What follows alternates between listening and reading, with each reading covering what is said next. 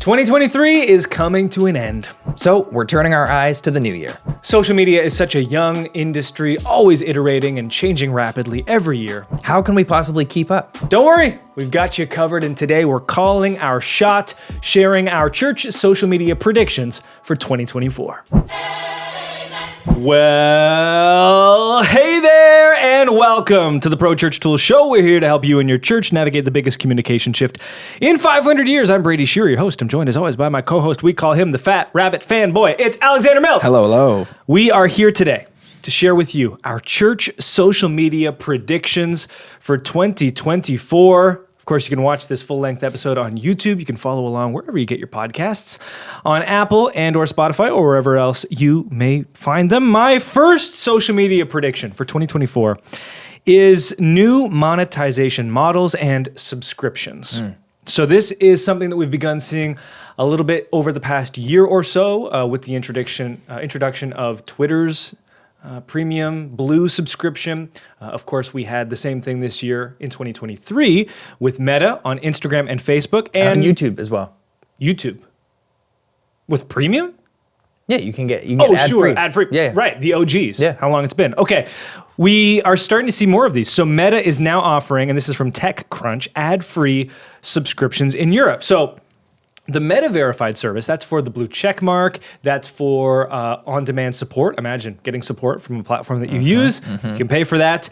This is the first time, though, that we've seen ad-free subscriptions on a Meta platform in Europe. Why are they doing it? This is from TechCrunch. Quote, the move follows years of privacy litigation enforcements and court rulings in the EU, which have culminated in a situation where Meta can no longer claim a contractual right, nor legitimate interest, to track and profile users for ad targeting. So this is running parallel with the increase in privacy protections and things that are very similar, GDPR and the like, where social platforms are no longer able to kind of just do what they do. This is kind of how new industries always happen, right? Something props up and we just start doing things, and then the government comes alongside and says, well, maybe we should consider doing this, and then eventually there's a clash. And here, Europe is the one that's saying, you just can't do this. Interestingly, Meta's response is, totally, we get it. What we're doing is wrong. We will no longer do this if you pay for it. Honestly.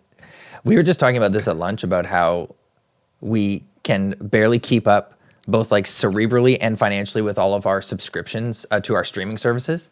I cannot imagine a world in which I add another subscription to my monthly budget, and an ad-free version of Facebook is probably not going to fit the bill for another recurring monthly expense. What's it going to cost? So the cost is 10 euros per month on web, which is 10 USD dollars per month effectively, or $13 per month on iOS or Android per linked Facebook and Instagram account in a user's account center. After March 1st of 2024, there will be an additional fee of 6 euros per month on web, 8 euros per month on mobile, for any additional accounts. That is so crazy. So I'll probably be running roughly, 350 euros per month just to have an ad-free subscription to Meta. But it's interesting that you bring up streaming services, because I think that there's a parallel there. We talked about new industries and their emergence, and then the government kind of catches up, and then we kind of fall into like the new normal.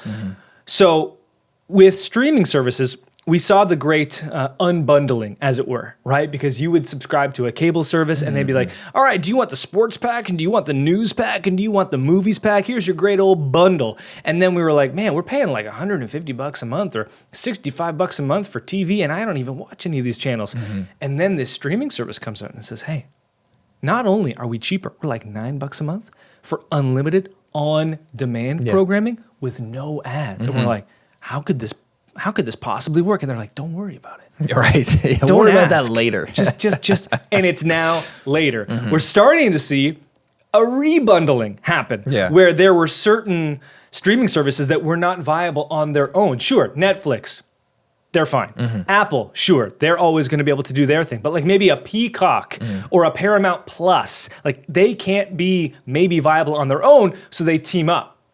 Hypothetically. And now we're seeing like a bundling of streaming services because the monetization models are being challenged. And we're seeing the same thing on social, where these monetization models of like, "No, you don't have to pay us anything. Don't worry, we're just going to mine your data till kingdom come." Right. And now, a decade or two later, we're like, maybe this isn't the greatest option. And Fine, we won't. We just need your money. right, we're cool with not doing it. You just need to pay us a bunch of money each month. And so what other platforms are doing this? Well, we're also seeing X launch a new ad-free premium plan as well. This is from The Verge. Quote, X, previously known as Twitter. I can't believe we're When saying are we that still out doing? loud. Again, we got to stop that soon enough. X has introduced a new $16 per month premium plus plan. This is the iPhone Pro Max Plus all over again. $16 per month premium plus plan that lets subscribers pay more to get the biggest boost for their replies. Not only does the plan offer the quote unquote largest reply boost, what does that mean? I don't know. I couldn't track it down. But it also removes ads from the For You and following feeds. So Elon also rolling out a new ad-free model. Your thoughts?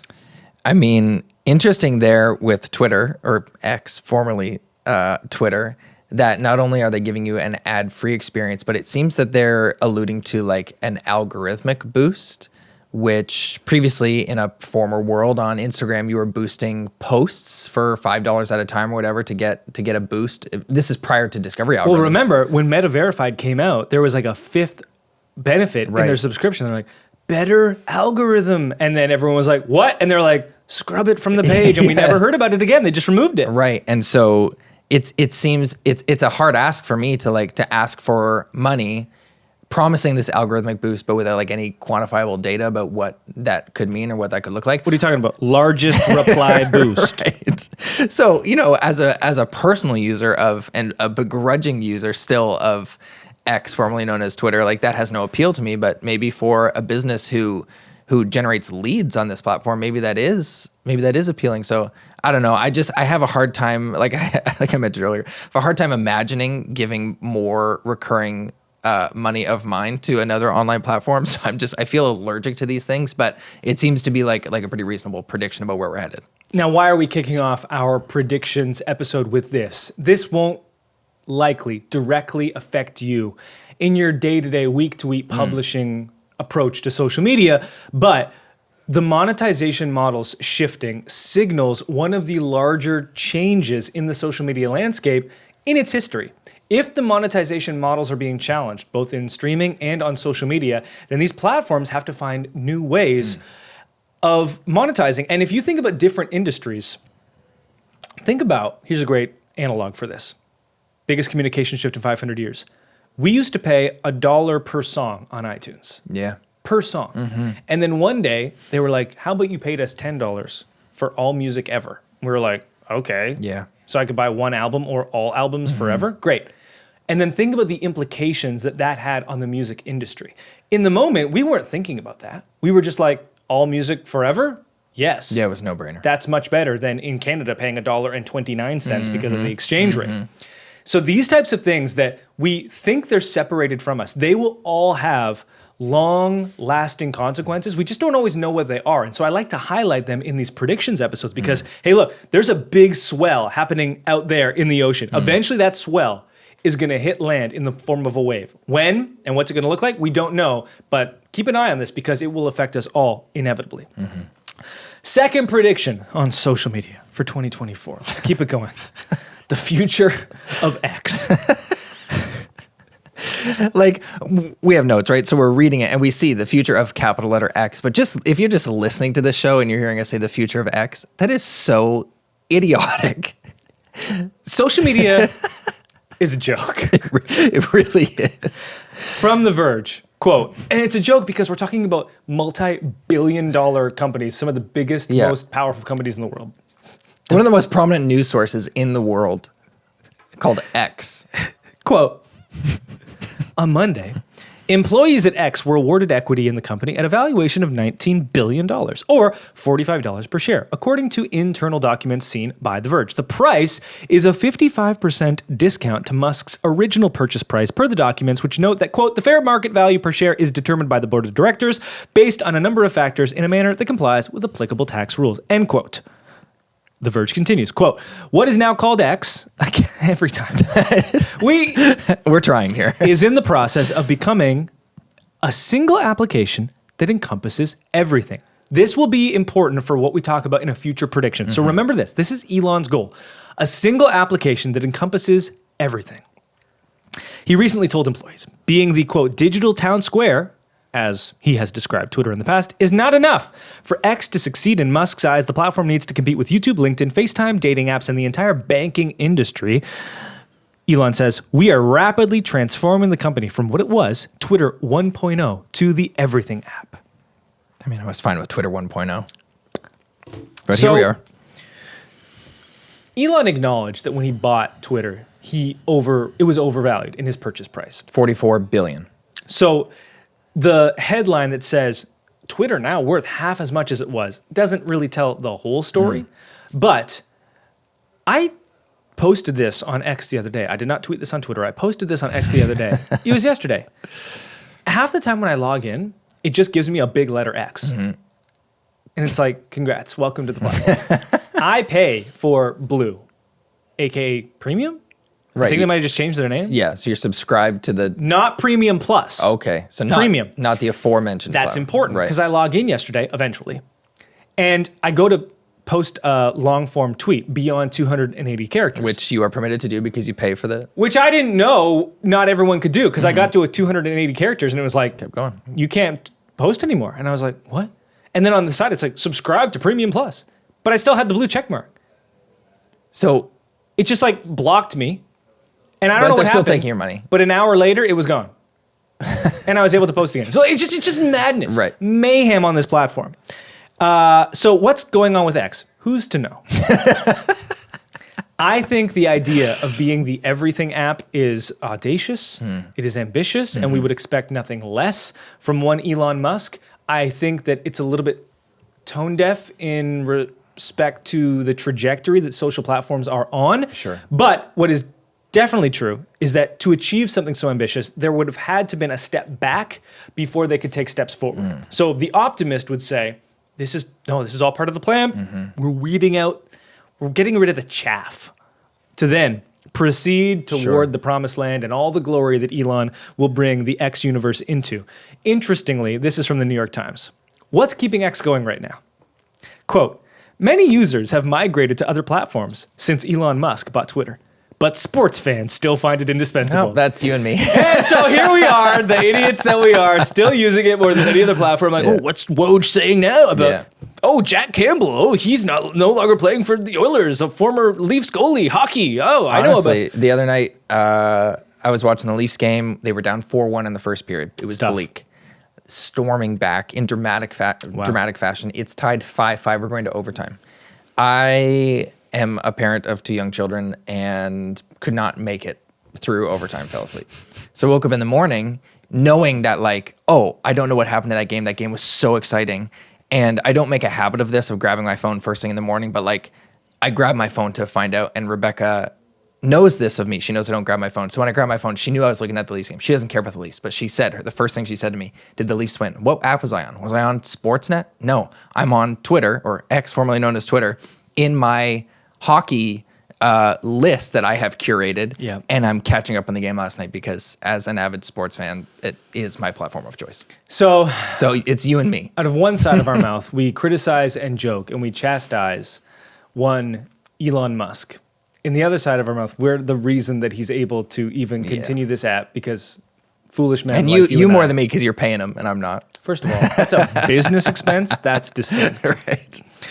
All right, let's move to social media prediction number 3, churches and TikTok. So we polled you all on YouTube, Instagram, and X, and a dramatic majority of you said that your church was not active on TikTok. 90% across the board on all 3 platforms that we polled.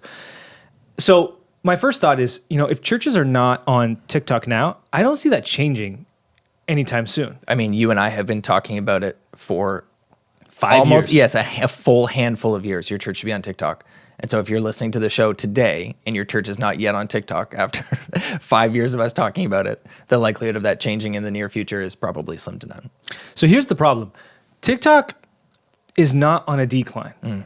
There has been this looming potential ban on the American side of things for a while, and I still think that's like on the table as a possibility. And maybe that's the reason why churches are not like diving in, because they feel like, hey, my efforts are going to be undercut at a certain point in the not so far away future. But TikTok is only going to become more popular, and it is the social platform of choice of Gen Z.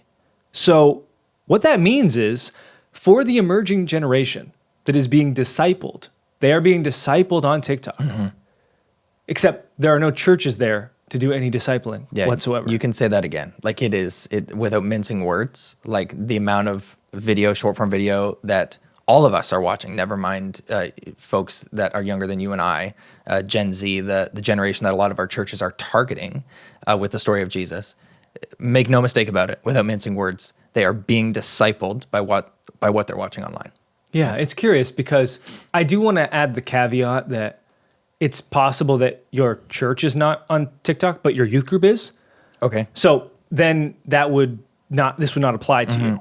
But we get asked all the time, like, how do we reach the next generation? And I'm not saying that like simply like, oh, you're on TikTok, suddenly like your church is full of Gen Z. Right. But like there's a misalignment there of, I want to reach this group of people. I am unwilling to go where this group of people are. Yeah. And it's not as simple black and white because of, oh, I'm worried about security issues with China. I'm worried about this algorithm that shows things that maybe I don't want to see. Like there are certain considerations, but for a full 90% of churches to not be active on this platform, where the majority of Gen Z were like, this is our platform, is confusing to me. But that brings us into the fourth social media prediction for 2024, which is what we are calling the stratification of social media. And the stratification being Gen Z, TikTok is their platform. Millennials, Instagram became our platform. Boomers, famously Facebook, is their platform. Sports fans, Twitter. Darn it. So what we're seeing is, similar to music and similar to fashion, generations that have their own expression of social platform. Yeah. So like, oh, boomers are dressing this way and they're listening to this kind of music. Millennials dress this way, they listen to this kind of music. In all conversations of generations, Gen X, just not included, sorry, Gen Z, they dress this way and they're listening to this type of music and they're on this social platform. And now what we're also seeing are not just generational stratifications of social media, but we're seeing different platforms kind of carve out unique niches. So Threads, which I famously said was doomed, hasn't caught on in a big way, but it also like... It's not dead. It's kind of like just doing its thing, and it's not on the same level as the big platforms, but it's like the people that are on Threads are like, yeah, I really like it because like it's a small group of really supportive like people. And this is kind of what I'm predicting to be the future of social, what we're going to see, which is we have only been using platforms that reach pretty shallowly, like there isn't too much depth, but there's massive amounts of width in terms of reach. So they're platforms that are reaching wide, not reaching deep. And there's this absence of reaching deep on these social platforms, which means there's a market inefficiency. There's an absence where a platform like Threads, as an example, could become a platform where, you get like 10 times fewer the likes, 10 times fewer the reach, because your audience is that much smaller, but they're that much more engaged. Yeah. You think about Facebook groups, what Facebook groups were for churches for the longest time, but like for whatever reason, my Facebook group reach is not what it used to be. And so a platform like Facebook groups that was like, hey, this is our internal communication. Like, what's going to replace that? There have been companies and apps that for years have been trying to like step into that, but they haven't been able to basically overcome these social media giants. Well, maybe we're getting closer to the time where there's a vulnerability there that a platform could come, and we have this already. It's called Discord. That isn't something that many churches are using, but Discord was like, look, you follow us on YouTube. You follow us on Instagram. You listen to our podcast. We want to be able to connect with you, our audience. We want to be able to connect with you, our congregation. And we're not going to do it on WhatsApp. We're not going to do it on a text thread. Facebook groups, There's no guarantee you're ever going to see our content. In Discord, you'll be able to see our content. And so I think that we're going to need to see this greater rise, and this is why this is a prediction. We're going to see more and more of these platforms where there's not as many people, but the connection is that much more rich. And that's hyper relevant to what we do in church, right? Because we meet on Sundays, we meet once a week, but famously, we've said this for a long time. There are 167 hours beyond your Sunday service. And a big part of what it looks like to belong to a church, to a family of faith, is living that deep and interwoven type of life. And so for churches in particular, using digital means and social media in a sense to accomplish that type of interconnected living is part of our DNA as a community. It's part of what our communities are all about. And so it'll be interesting to see how, going forward, what platforms churches choose to use to cultivate that online community when we are not together in person. We talked with the folks from Life Church and their online church platform. And so that's unique to churches and helps to keep church members interconnected when they're not together in person. It'll be interesting to see if there is a platform or platforms or something that is birthed out of like the Christian media space that is designed uniquely for this purpose. Yeah, if you think about how we got here, social platforms started with a specialty. Instagram was like, we do photos of like in the moment. And Twitter was like, we are kind of like the real-time updates. And they started as specialty platforms and eventually became, what Elon is aspiring to, the everything platform. These platforms had all the different types of content formatting that you could possibly want. And now it's not really realistic for a new platform to come around and become an everything platform. I mean, we're even seeing that with TikTok. They tried with their Lemonade photo-only sharing app. Like that has like not caught on. There's very few downloads in the States. I think it was like fewer than 3 million overall app installs in the States. So like even TikTok was like, well, we're gonna try to do this as well. Like the TikTok stories thing, like that didn't really like catch on. And so are we gonna be able to see now social apps start as specialties and then stay as specialties because enough people are moving there to make them viable? Because that's always been the biggest challenge, right? Like if you serve in a space like ours, like church tech, how could a smaller app make that viable? If you're doing fashion, fitness, social media, something that's like big enough like that, yeah, you could have a large enough audience where you could reach enough people, but could it be viable for everything? That's what these platforms have done a good job of. The major social platforms is having enough people where any type of niche or sub-niche within a niche could be viable. Let's move to social media prediction number 5. More Reels on Instagram and Facebook. I just don't see that this trend is going anywhere anytime soon. The concentration of Reels on platforms continues to increase. The viewership continues to increase. I'm not sure how long this is going to last, but I'm pretty confident that it's going to remain in 2024. We'll move to social media prediction number 6, which is SEO replacing hashtags. Wow. So we've talked about this before. We've also now twice said that we've famously said something on this episode. We've both said this. Like, I famously said it. We're really haughty about ourselves today. Apparently. So this happened. We have millions of people listening to this podcast. We are just so famous. Famously, I said. So this happened with search engine optimization, where you could game the system with like, I'm going to put a keyword in the head tag. And then Google was like, oh my gosh, first page ranking. Yes, wow. And then these SERPs became, or these SEO platforms became more sophisticated, and ranking became really reflective of like the actual value that you brought to something. And you could still rank, but you couldn't like game the system. Right. Hashtags were kind of analogous to that initial phase of SEO, where you're like, oh, hashtag God is good. So, oh, wow, okay, we're going to put this here, and everyone saw it.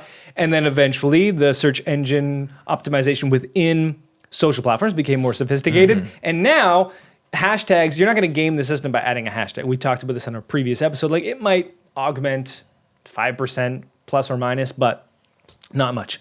What actually is taking the place instead is SEO being done automatically on these social platforms, right? If you go onto Instagram stories, if you create a TikTok, if you create a YouTube short, those platforms can automatically transcribe what you're saying and add captions on the screen.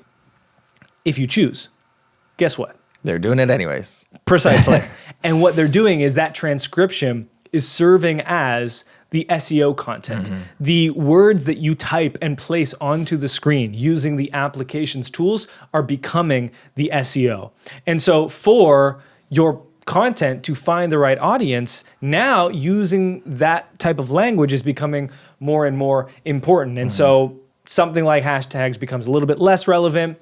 What this means is you probably can't game the system as much. It just makes sure that you're creating the right type of content. And in a positive light, the right people are more likely to find this. Yeah, like this is not bad news, but it may be unfamiliar to you if you've never written content for the internet or whatever, to be mindful now about when you're creating content about where and how you insert keywords.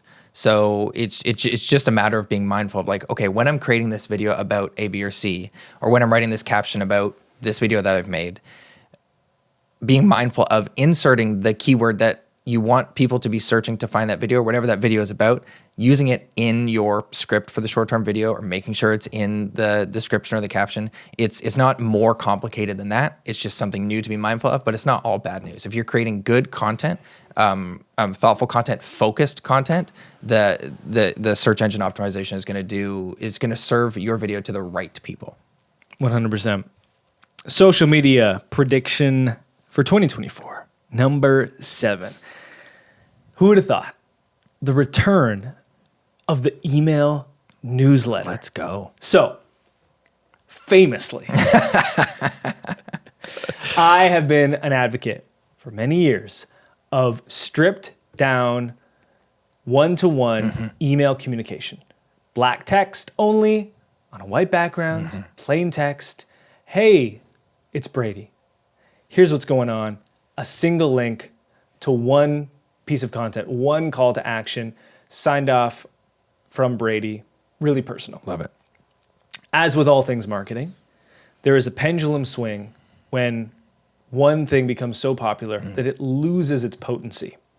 And I think that is playing some element in the move towards newsletters. We're seeing platforms like Beehive, platforms like Substack being these massive platforms that are powering all of these new newsletters. I'm finding myself subscribing to more and more newsletters myself.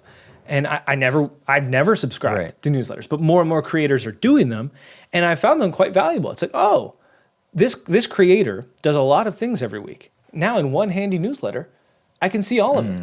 And you might be listening to this being like, that's what we've been saying.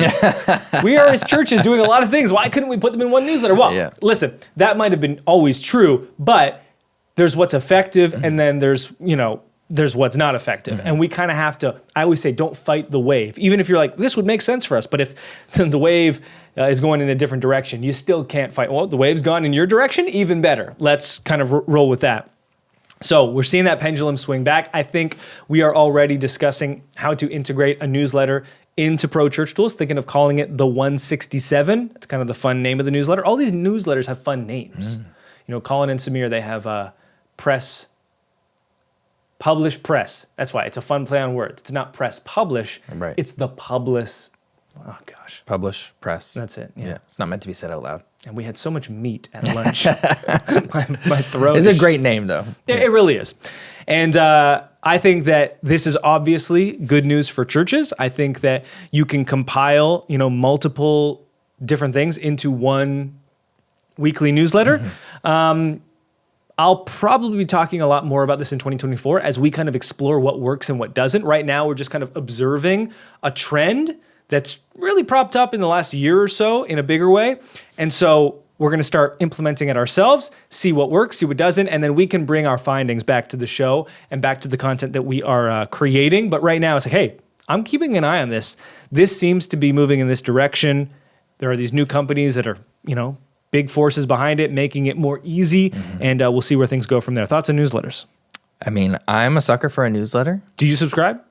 I subscribe to a few. Yeah. It's mostly folks who write blog posts, and it's just a good way for me to stay. I mean, there's something about that, right? Like creators who are constantly creating, whether it's Colin and Samir, or like somebody's newsletter who I subscribe to, like Chris Green, who's like, he's constantly writing, but I'm not constantly checking his blog.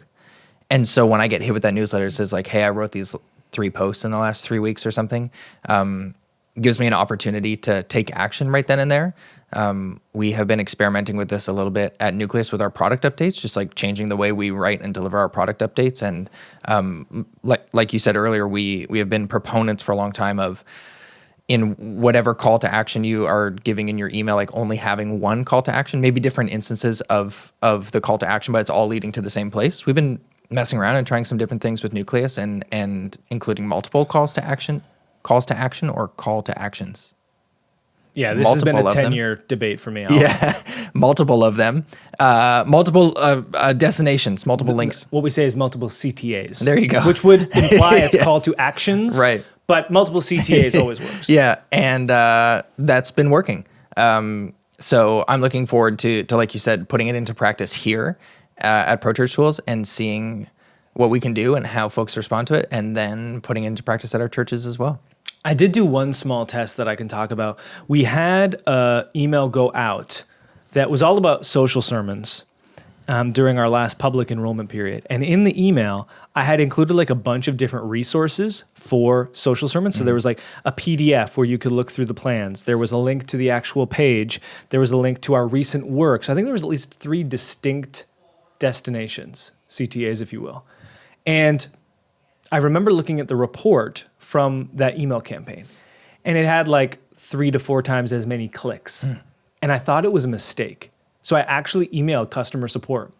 And I said, there's something wrong with our numbers because they don't, like you say, this is the percentage, but then this is the number of clicks. And they're like, well, they told me click rate is distinct from click percentage. One is like unique subscribers and one is overall number of things that they clicked. Right. And I was like, oh, interesting. Okay. So by including a few different items, it increased the total number of clicks quite dramatically.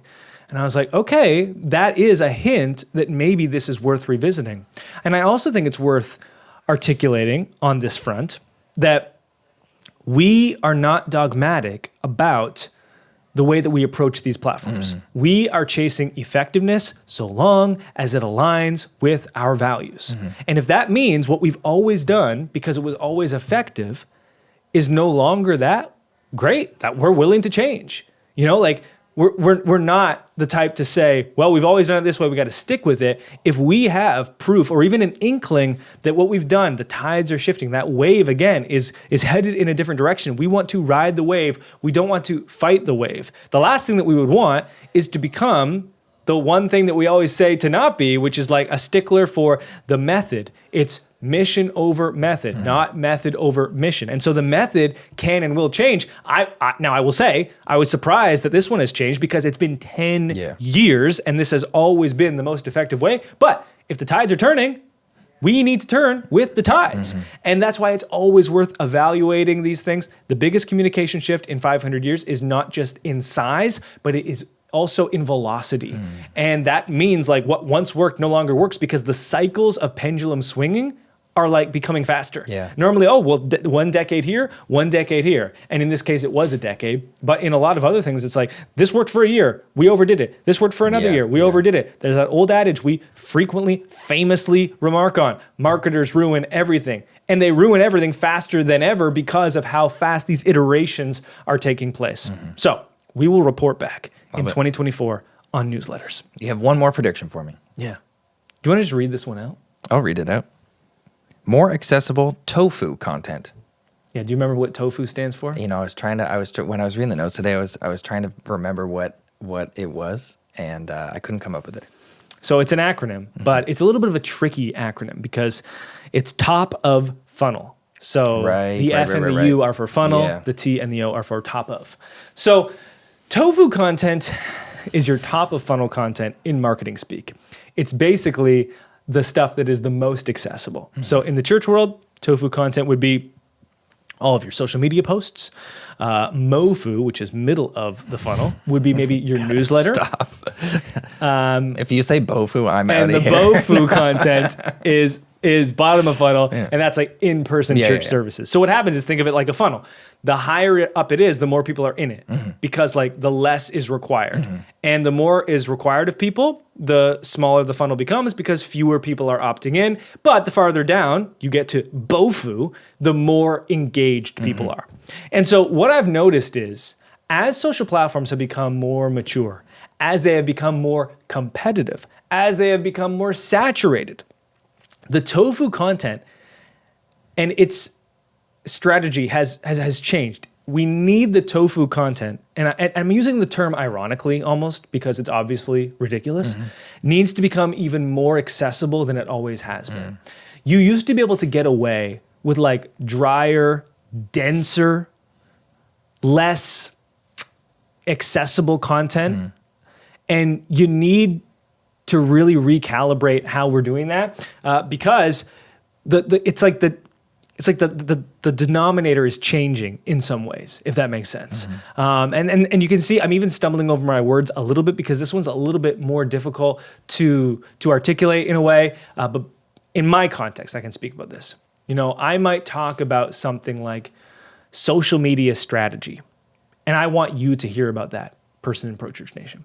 But that might be a little bit too dense or a little bit too dry for TOFU content. Maybe that what used to be TOFU content is now becoming MOFU content. And the TOFU content has to be a little bit more accessible. Like 4 things you didn't know about the Instagram algorithm. And that's kind of like, oh, that's interesting. I want to know about that. And then you move a little bit down the funnel, and now we get to social media strategy. So what used to be top of funnel is becoming middle of funnel as people's expectations change, as the culture of social media changes. And I don't think I love this in a way, but it's also, again, the changing of the tides. And I'll always say it's not worth fighting the waves. You think this is more relevant than ever, like thanks to discovery algorithms, because your top of funnel content is usually the content that is the most accessible. So is probably going to be your post that goes viral on Reels or TikTok, and that is going to reach a broader audience, that is going to collect new people into your audience to then usher them into the middle of the funnel. And I'm sitting here wondering, like, before social media and definitely before discovery algorithms, like, what was our top of funnel content as churches? Like, what was our most accessible means of sharing the story of Jesus prior to being able to just share a 30-second clip about 3 things you didn't know about marriage rates in Chicago, you know, with a link to watch the rest of the sermon that we taught last week about marriage? Like, what was our top of funnel content before sharing short form videos on social? Well, there would have been your website in terms of inbound, but in terms of outbound, you know, flyers, TV, radio spots, billboards, that sort of thing. Yeah.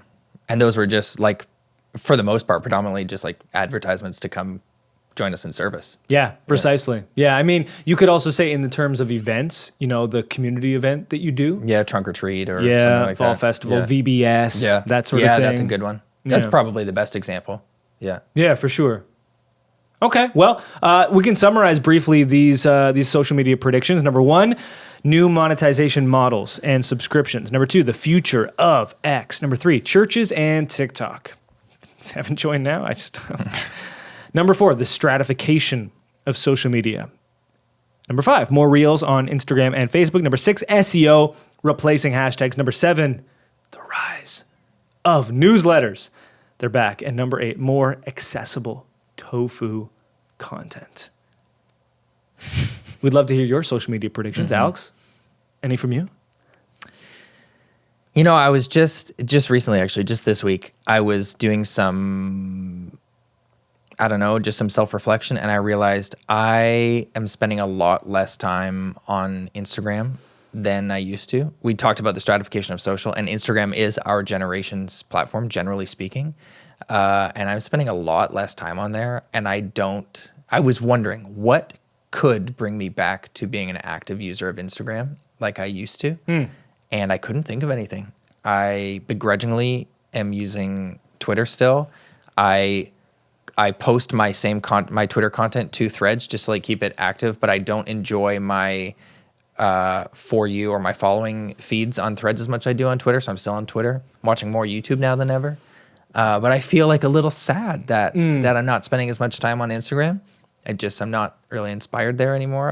I use stories to catch up with, like to keep connected with friends. But I also noticed that my contemporaries aren't posting as much to stories anymore. We're all kind of in the same boat. Yeah. So I'm curious to see the next 12 months what Instagram does. There hasn't been a big shakeup to the platform in a while, and what my personal use on Instagram looks like over the next 12 months or so. I think that's really insightful. I relate in most of those ways. Instagram I use a ton, but it's just for publishing and interacting with everyone because it's our most engaged social platform. I use YouTube a ton. X is probably my number one platform. TikTok would be second, but I'm even on TikTok a lot less than I was a year ago. And it's funny because I think the temptation is to be like, yeah, you know, like I'm not on social anymore. I'm just not about that. And then like you look and you're like, oh, I'm just on YouTube more than I was before. So you're still on social. You're just on a different version of social. And that makes sense that as we get older, we are interacting with the social landscape in different ways. Oh, keeping up with my friends in my 30s is less important to me than it was in my 20s. Is that a byproduct of the fact that we're not posting as much? Or is it because I don't care as much? Or is that this cycle, circular? Exactly. And also what's next? What platform is next? Because there was a world before TikTok when we couldn't have imagined what could be next. And then TikTok, it literally has changed the landscape of social as we knew it. And so there will be something new.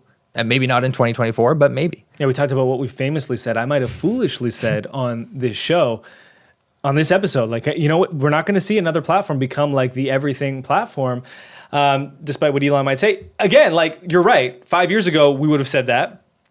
All of these platforms had tried, and everyone had been sent packing. And then this TikTok, formerly Musical.ly, comes around, and it does it. And so there always is something that is going to break through, and it was not Be Real. That's right. We gave it the good college try on Be Real, and you did for a day. Turn on notifications. You're like, nope, it ain't happening. Yeah. Well, thanks as always for your time, attention, and trust, and we will talk to you next week. Well, Unique New York. Unique New York. Oh, God. How now, brown cow?